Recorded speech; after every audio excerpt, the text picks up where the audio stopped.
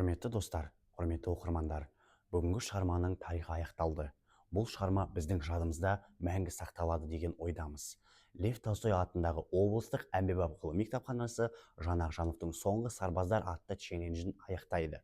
Бұл шығарма жай ғана да шығарма емес, яғни ерлік пен шынайы достықтың арасындағы сұрапыл соғыстың кезеңіндегі оқиғаны бізге тереңнен жеткізетін шығармалардың бірі.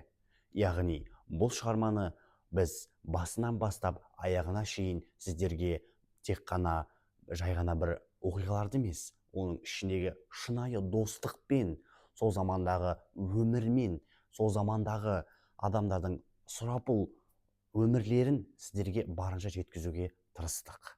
Ендігі сәтте біз сіздермен осы челленджді аяқтап, бұл челлендждің сіздерге мәнін түсіндіре алдық деген ойдамыз. Сонымен қорытындай келе, бұл челлендж бізге тигізер пайдасы өте көп болды. Және де бұл шығарма біздің жадымызда мәңгі сақталады.